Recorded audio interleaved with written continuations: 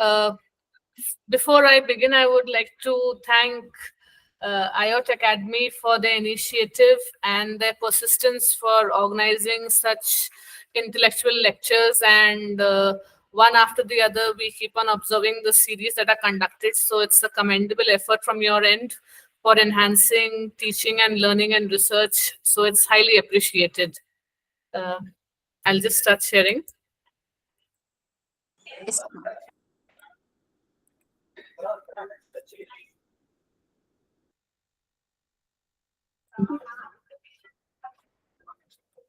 Is my screen visible? Yes, ma'am. I'll just put it on slideshow. Sure, ma'am. Okay. Yeah. Fine, ma'am. So let's begin. And I believe I'm the second last person who's going to give a lecture. And more than a lecture, I would say it's like a kind of a brainstorming on Indian knowledge system. And the onus on me lies on discussing about the language and literature that we have when it comes to the Indian knowledge system. So what is it, first of all, that we have already covered? Like if you see, like when I'll be giving this presentation of mine, I'll be taking you all through a journey of rich linguistic and literary heritage. Because it's not only that if I belong to the Department of English, so I'll be only restricting myself to the literature and to the text, which is based on only English literature. We as individuals and as mentors and teachers, we should be able to understand the linguistic of each language, the dialect, and the literary aspect of everything that belongs to India. So what I'll be doing is I'll be discussing all the aspects, and the lecture of mine, like we have already had sessions on introduction, which was again something quite enlightening, where I heard sir speaking about like how Indian knowledge system is, and he tried to cover all the possible areas. So that was again quite enlightening. And then how in science and technology also we are nowhere behind. We are the ones who have contributed so much into this knowledge system of ours.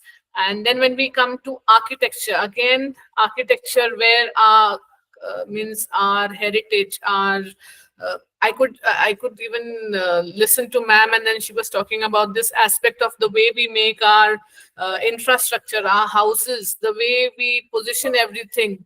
This is not only prevalent in India, but all across now this has been followed. So we stand somewhere. We have a place that we have created, even though if we are positioned maybe in the southeast region, but still our impact is such that now we also are getting a kind of a credibility and an imprint all across the globe. So yeah, that also was beautifully described. And then we had sessions on mathematics. So now I have to discuss, and this presentation of mine will be giving a short introduction. Then it will be talking about the importance that why is it that new education policy or the government or our academic needs wants us to have Indian knowledge system. Why do we have to empower and we have to bring in Indian knowledge system is something which I'll be trying to cover. And then what are the types of literature that are readily available, and how is it that we can have these lectures of ours inform to our students and to people around, not only through academics, but where all are we able to identify the various literatures. And obviously, we are all teachers and we belong to institutions. So I would like to share how this could be introduced in our curriculum. So this is something which I'll be discussing, and then I will try to share a sample of my own subject. And we will then end the session with a Q&A if there are questions from the other end. So I hope all are ready for it. And now, if I can get some answers, can you tell me why is it that we need Indian knowledge system? That why do we feel that things that are happening around, and we and the government has made policies, and the education new pattern tells that Indian education system should be there? Can I just get an answer maybe in the chat box or somewhere? like I could get a kind of a response.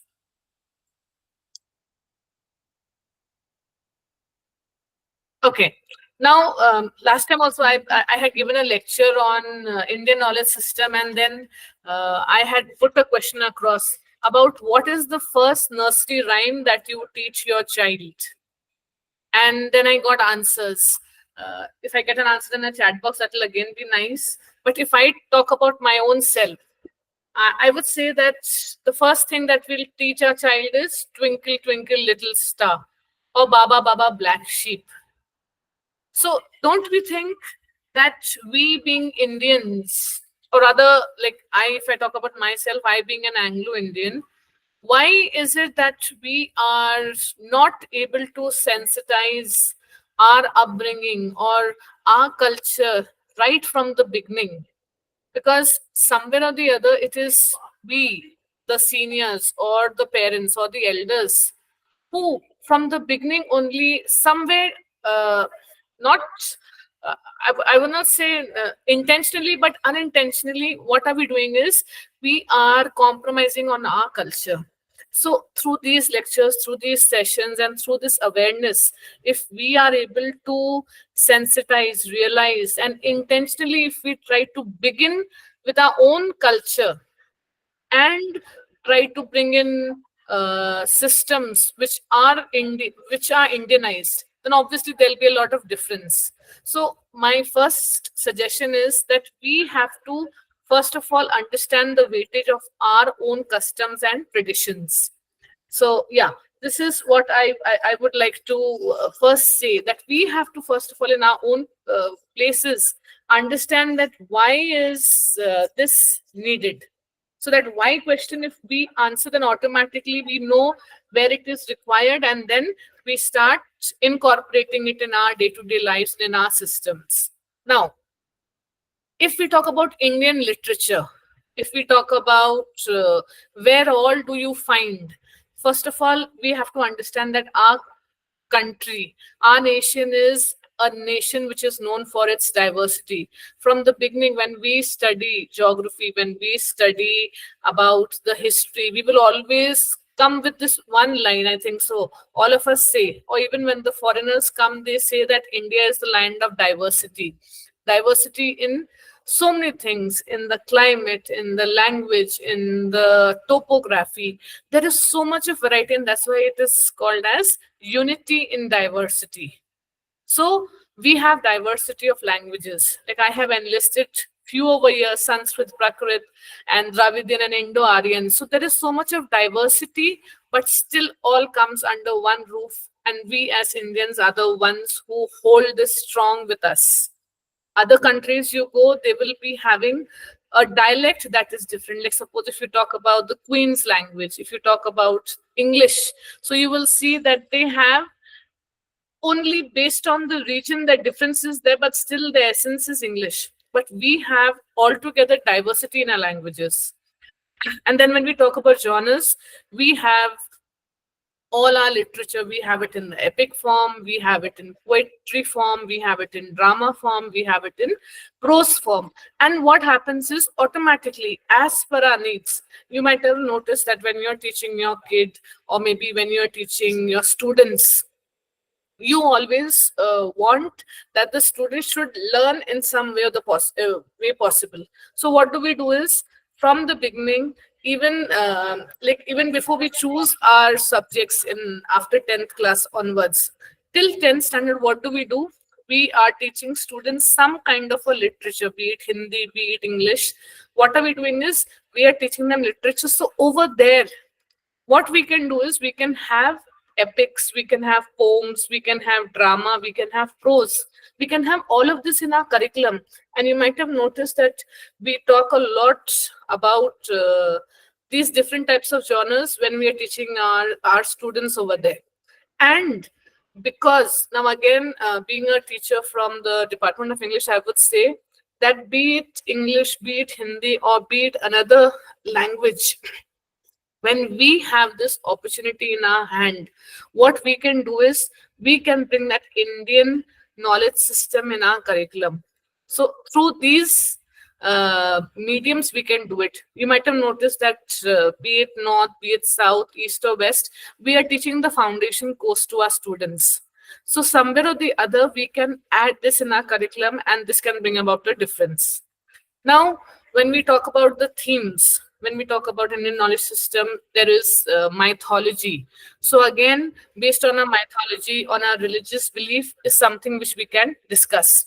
Then there are so many philosophies. When we are talking about morality, where do we get that moral factor? We get it only from our tales. Like you might have told your children, or the grandparents might have told everybody the stories of Panchatantra, where there is a moral after each fable or each story that you hear. And then obviously there are things which are happening around the society. So somewhere or the other, whichever dimension you take, be it language, be it genres, or be it the themes, Indianness is reflected. But the only question that we should be asking as teachers, do we in our classes try to discuss that in our classes, or we are also getting westernized and we are just focusing on completion of syllabus, and whatever is there we are trying to complete it? What we can do is, not all, like we have maximum, I believe, 5 units to teach. So somewhere or the other, can we bring that aspect in our respective subjects? Because now, for example, this FDP also, if we are having, in this FDP also, we are not just touching upon one aspect. We are touching upon architecture, we are touching upon mathematics, we are having an overall introduction, we are discussing it in all forms. So it means that this literature, this language of ours is predominant in all areas, and we are rich in that heritage, and we need to imply and try to supplement it with our curriculum. And now what I'll do is, now I'll start beginning with the different kinds of cultures that are there in our heritage. So let's begin with the Vedas and the epics. We might have noticed that we have these four Vedas, that is the Rig Veda, the Sam Veda, the Yajur Veda, and the Athar Veda. Even though these were something which were there in the past, but somewhere or the other, it is a legacy which has been carried forward. We also might have seen in our working sector, whenever we are working, maybe in an institution, or maybe if we are working in a corporate, or we are working in a government job, but you might have seen that there are levels of work. You might have seen the hierarchy.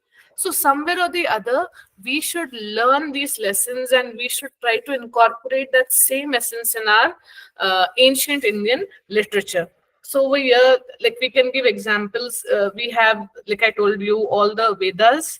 Then we have this Vedic literature, the Indian philosophy, whatever we think from the point of view of the Indian aspect.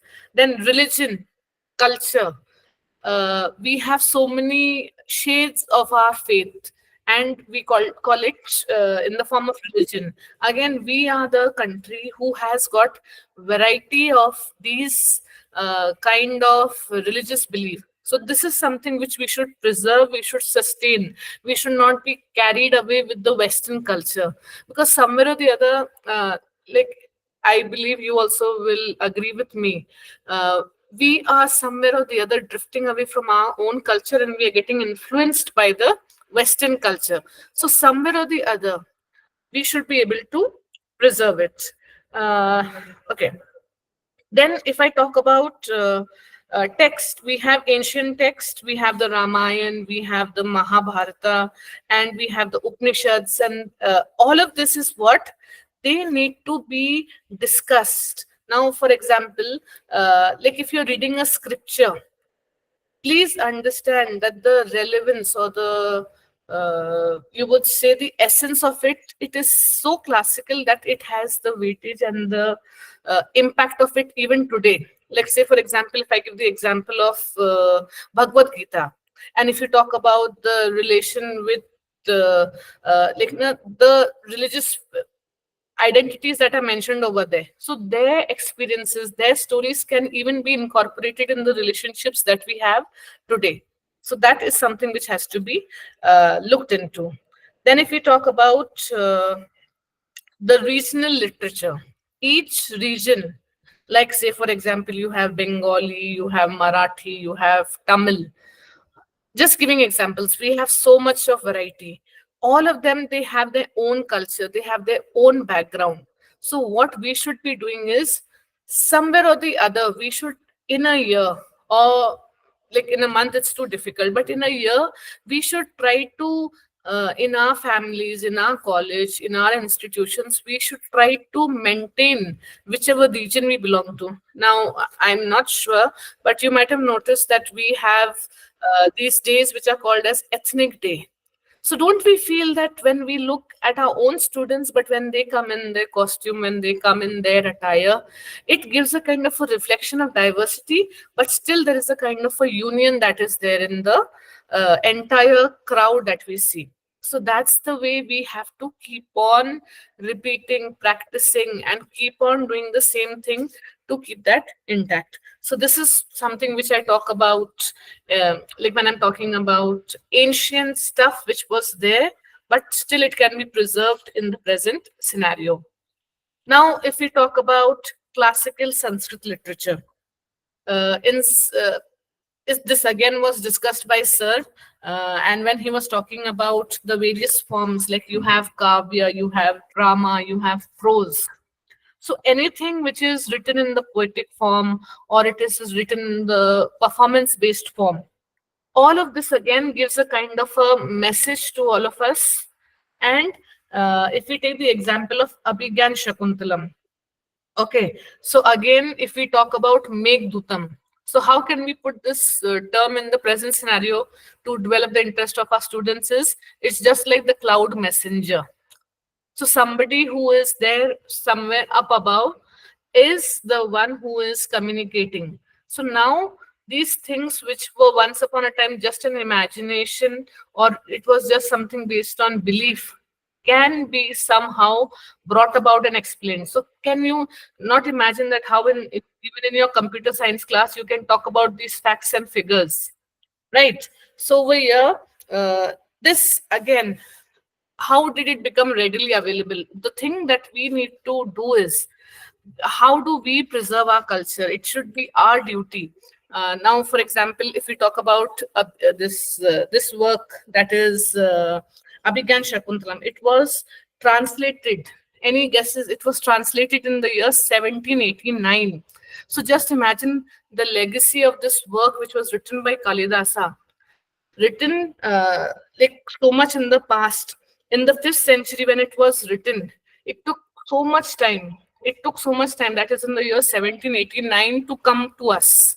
And that too by whom? That too by a foreign writer, that is Sir William Jones.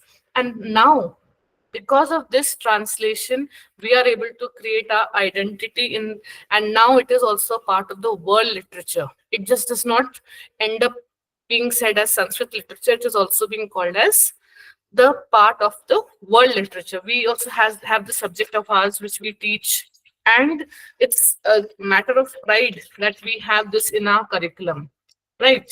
So yeah, and if you notice that when we have literatures, when we are dealing with, so if I'm not mistaken, in the syllabus, we have these texts of, even though we're teaching English literature, but Abhigyan Shakuntalam is taken in the translated version and taught to the students. Even the Sundarkand is taken and it is taught to the students. So that's the way we have to preserve our heritage and bring this kind of light of literature.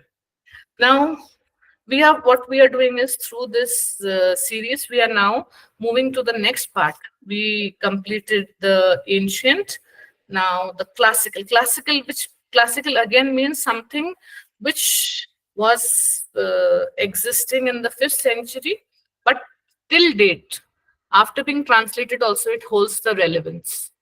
Then we come to the medieval Indian literature. Now, medieval Indian literature is the time when it was the movement of the Bhakti movement, the movement which again had an impact on literature. And you might have noticed that the same thing is even taught to our students. Kabir ke dohe, the like you can even remember Tulsi Das, all his sayings, all his writings. Then Mirabai also was again a person who was there from the like belonging to the Bhakti movement.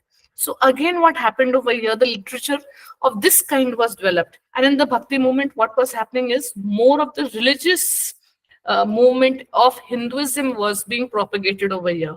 And we can see over here that it began actually when it began in the 6th century.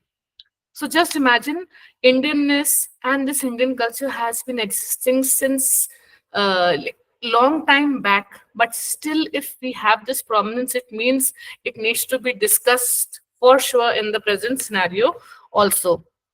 And then there were many people who were discussed, like God Vishnu, God Shiva, Shakti. All of them have been discussed, and they have been brought and like understood in the medieval literature also. So yeah, this is something which we need to practice, the dohas, the sayings, the stories. We should be able to bring it in our text and show the relevance of it in the present times also. Then we come to the Persian and the Urdu literature in India. This is the development which happened in the Mughal era. And we have these famous Persian poets, that is Amir Khusro. Then you have Mir, Taki Mir, and you have so many of them who have actually tried to bring in this connect. And what has happened gradually is that during the early modern period, Persian literature it evolved, and it included all these genres, like uh, the Persian language. There were short stories written, there were novels written, then there was satire, and that there was humor. And you will not believe, like even though it was in a satirical manner, even though it was in a humorous manner, but what was happening is this element of nationalism, nationality was being identified. And gradually, what was happening is people, through their expression in the form of story, poetry, novels, all of this, they were able to talk about their real feelings, right? So yeah, now moving to this next aspect, which you call it as the modern Indian literature. This modern Indian literature is again something which was impacted by colonialism. What has happened is, after we were under the influence of East India Company, the British, what was happening is gradually there was this feeling within us. After the slavery for 200 years, we were losing on our identity. We were somehow not able to get out of this burden. But then what happened is, if we have got independence, it means that the struggle had been there from the beginning. And it was only because of these efforts of literature, of language, that a change came about. So I'll just try to throw some light, and I'll tell you that how the renaissance of the Indian literature, it happened. How people started showing their identity is through the Dalit literature. You might have noticed that these people who were subjugated, who were ill-treated, who were not given position in society. So these writers, they started asking for identity. Their upliftment was discussed. Then we have feminist literature. Women were not given rights. In the modern era, what happened is women writings started becoming more readily available. More discussion of this started happening. And then we can see that over here, what happened is gradually the literary style also started changing. Somewhere or the other, we understand that after being under the British rule, the impact was there. But somewhere or the other, the British also gave us one example of using this language to show our identity. And that's why there were Indian English writers. And I'm going to give an example, as I told you towards the end, the sample, as to how that thing has brought about a change and given us visibility in the entire globe. Now, for example, if you talk about in modern literature only, over here you can see that somewhere or the other, this orthodox feeling, or you can say this unorthodox feeling, it had come in. And if you talk about this work of Guru Rabindranath Tagore, his work, that is the novel Gora, it's a masterly interpretation, which was built in conflict in the very nature of Indian Renaissance. It was a conflict which still persists and has colored not only our literature but has also given an aspect of human life. You can see over here that how when he wrote this novel Gora, so automatically what happened is it has the shades. It had the shades of both the cultures, but then there was a change that was visible. So what had happened is we are preserving our culture. We cannot be denying the Western culture, and these writers started bringing in their prominence. Then we over here can see that Bengal was the place where this development of modern literature took place majorly. So this impact and this being readily available all over the world, we can give all the credit to, we can give the credit for sure to Bengal, right? And then if you talk about uh, these languages, that is later in the second half of the 16th century. Now just imagine, we have been traveling from the 5th century, that is the ancient literature time, and now when we have reached almost in the modern era, we have reached the 16th century. Books in Tamil, books in the Dravidian languages. What had happened is they were written, and many foreign missionaries. This was the time when many foreign missionaries, they learned these languages, and they not only translated the Bible and wrote Christian Puranas, but also rendered considerable service to the languages by compiling the first modern grammars and dictionaries. So somewhere or the other, can you understand that these, just to fit in into our country, what did they do? They learned our language. Okay. And even though we know that the printing press had come into India much before it came to South India, we could see that these people, they started developing the language in the form of printing, and there was a lot of development also gradually after Bengal in the southern part of India. And in the year 1817, this establishment of the Hindu college happened. And it was again a noteworthy thing. It was a noteworthy time when Persian was replaced by English. Okay, and as the language of law and increasing the use of Bengali were other landmarks. So can you understand? We are gradually, we were like being dominated by the British. The language was English, but with persistence, how our own languages also started taking their own prominent places. And then again, a famous personality, that is Raja Ram Mohan Roy, okay, who lived his life from 1772 to 1833. He was the real one to lay the foundation in Bengali prose. And then along with him, there was this person named Ishwar Chandra Vidyasagar and Akshay Kumar Datta. Now, do we remember these personalities? Do we give credit to these personalities, not only being a part of literature, but these figures or these personalities, they have been having a great impact on our social reforms. So this is something which we should always be keeping safe and sound and discussing it still in our culture. Okay, so just sharing this with you, and then moving to the contemporary Indian literature. The contemporary Indian literature is the literature of our times, the literature which is predominant, the literature which is something which is dealt in the time when everybody is trying to bring about their knowledge. There is a lot of change, the way we think, the way that things are happening around, the trend, the themes, the global recognition.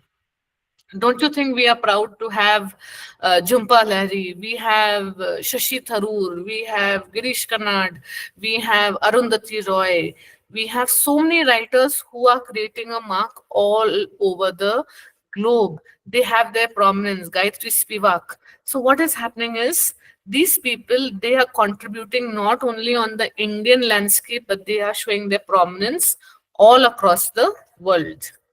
Now, we have to understand the importance of the Indian knowledge system. It's very important that Indian knowledge system having so much of depth of knowledge, so much of background, so much of history. It is something which should be dealt with, and it should be brought in notice, or it should be brought in front of all the other people. And that's the reason why I believe our curriculum and everything demands, so that the youth of India, so that all the people around, they know what is the real Indianness in our culture. So over here, if we talk about uh, if we are talking about the importance, if we are having Indian knowledge system, it is preserving our culture and heritage and identity. And automatically, what is happening is we are able to foster diversity and inclusivity. When we talk about our country, we talk about our Indianness in the world, automatically the people also can empathize, and they can find what is similar, what is diverse, and we can break those kind of bridges. Like today, when I was taking a translation study class of mine, and I was trying to explain to the students that, say, for example, if they are in a cultural exchange program and they want to share something, so somewhere or the other, what you have to do is, first of all, before coming on a common platform, you need to know your culture, you need to know your heritage. Only then that exchange will happen. So do we as teachers try to inform them about the same? Do we know the value of it on our own? So that is something which we need to uh, constantly being striving for. Okay. Now, the benefits of integrating IKS into the curriculum, the strategies for curriculum integration. Uh, Again, it will give us cultural awareness, which means it promotes the understanding and appreciating of India's diverse culture and heritage. There'll be a holistic learning. It will encourage the interdisciplinary study, combining literature with history, philosophy, and arts. Like I told you, I'm very proud. Even though I teach English, but somewhere or the other, I feel that through my stories, if I'm able to tell the life narratives of each and every writer, each and every prominent personality. So, what am I doing? I'm not limiting my language only to English. What am I doing? I'm trying to bring it in front of mathematicians, I'm trying to bring it in corporates, I'm trying to bring it in front of commerce students. So, that is what you can do. Then it also helps our critical thinking. What does it do? It engages students in critical analysis of traditional and contemporary text. What is going to happen is students will try to compare. Now, again, it's maybe acceptable, not acceptable, or liked, not liked. You might have seen that Ramayan, the Holy Ramayan, which was written long time back, but then again, we have been watching it on Doordarshan. But do you think during like COVID time also, when it was telecasted, that same fervor was there? And now there are so many adaptations, and I believe of recent we are getting to know that Ranbir Kapoor also is going to become one of the person who is going to perform and act like Ram in one of the movies. So can you understand? Like, what is it, or why is the reason, why is it so that something which was there in that ancient time is still persisting? It's because it's got relevance in the present scenario also. Okay, so yeah, now if we are trying to bring it in our curriculum, the only thing which we can make the students understand is that it has weightage and it has relevance in the present scenario also. Now, just a minute. Now, what are the strategies for preservation and integration? Like, what strategy can you apply?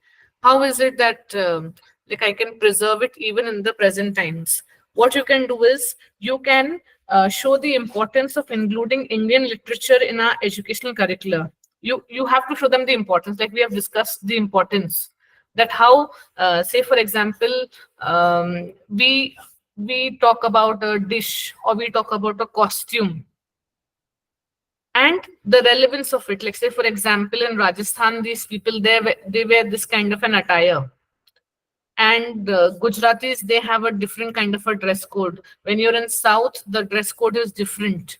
So there is a need, there is a relevance of it. So that thing has to be preserved. And once we preserve it, we can obviously try to, make people aware that there is a purpose behind it, and due to the diversity that we have in our country, we need to preserve that culture.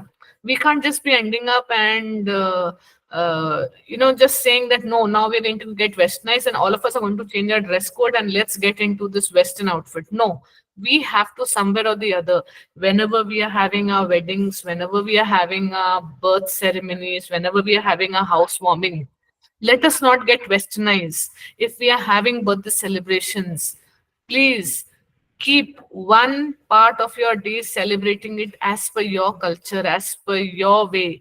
Don't just end up just cutting cakes just because that's the new trend. That's the way you can preserve it. Then incorporate diverse voices and perspectives in literary studies. Don't only just go at the back of one type of writers. Like uh, just don't end up only reading stories of R.K. Narayan or Mulk Raj Anand, who you have been constantly been studying. What you can do is, whenever there is a syllabus updation, what you can do is you can identify these writers who have still not been given prominence. So that will again bring in new identity in your curriculum. Promoting multilingualism and regional literature in schools and universities. So, somewhere or the other, now, like we have in English, we have translation studies. So, what are we doing is we are not limiting ourselves only to one region specific language. We are trying to bring about different, not only Indian, but also something from abroad, different languages, and integrating it in our syllabus. So, yes, this is something which you can always keep in mind. And what we can do is we can also have some training for teachers. Like these FDPs again are a very commendable platform where teachers can have an insight. Okay, yeah, this is something which I missed out. I am also doing it, but I never thought it in that way. So that awareness happens. And then your technology and wider accessibility, it becomes. All of us from different cultures, if we meet on a common platform, discuss about it, and then we can connect. Like maybe I, belonging from one state, if I discuss about our living pattern or our education system, if I discuss it, then obviously somebody in the north or somebody in the south can feel it. Okay, yeah, I got to know about it. So we first need to own our own Indian system, right? uh, yes. Now coming to revival and preservation efforts.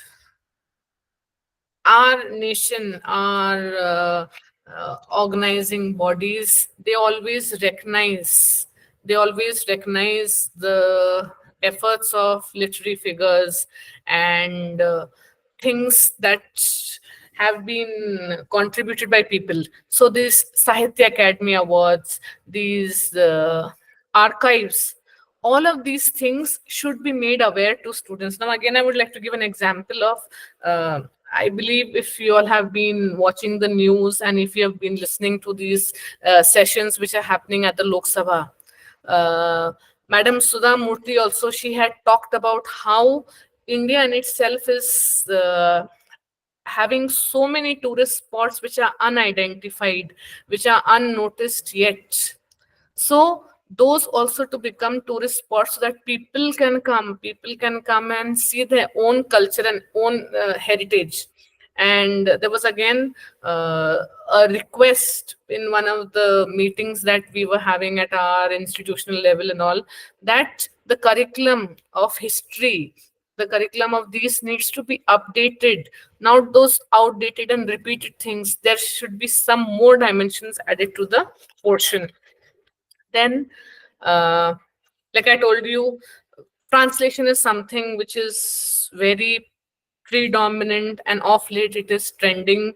And then Indian authors in the global literary circles, if they can be looked into, if they can be given an importance and explained and given that kind of acceptance, then we can have even influence of Indian literary theories and criticism. Like you have the rasas, you have the nav rasas, we have the different kinds of ras. If we say, for example, pick up a Shakespearean play, so we can apply all those navras in his work. So that's how we can show that yes, we also have got literature which has relevance all over the globe. Now, uh, I believe we know how we can incorporate this in our modern system, how we can try to, you might have been doing it in your syllabus also, that you have to take out this IPS component, and if it's not there, then you have to, through your board of studies, try to get some kind of a connection and add it. So just don't do it namesake, just don't do it because it has been asked by the government. What we can do is we can actually go to the depth of it. Why is it that in economics, or what you can say, Chanakya's theory, Arthashastra, all this is needed. So try to bring in some connection. Now, there are many challenges and there are many opportunities also that are faced when we are trying to um, implement IPS. What happens is, like say for example, if I'm taking a class in means and I'm teaching translation studies, other than knowing English and other than knowing Hindi, there is no other further language that has been discussed about. So what we have to do is we have to promote in our curriculum, we have to be little flexible and add more dimensions to our curriculum and make it readily available for our own selves, and then automatically there'll be visibility. So yeah, we have this because of diversity, because of so much of uh, different kind of difference in our languages, that again becomes a challenge. But what we can do is through the educational institutions, because that's the place where we meet on a larger number, what can happen is the government, the cultural organizations can let everybody get together. Maybe we can have translators, maybe we can have interpreters who can let people share their culture, their religion, their aspects, and everything, and make everything uh, readily available for everybody, right? So these are the kind of challenges which we can focus on. Okay, now if I just,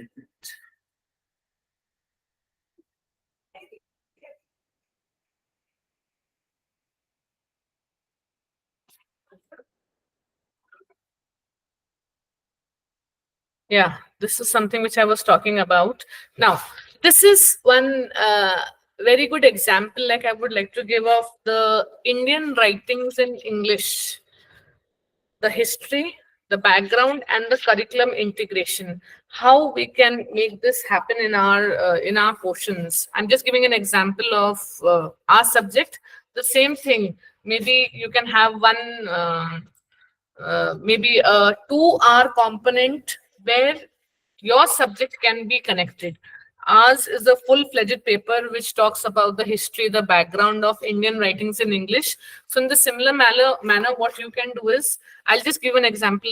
Say, for example, if we're talking about the historical context, the early beginnings, how means English was introduced in India, which initially was not accepted, but then again, now it has become a means to communicate and express.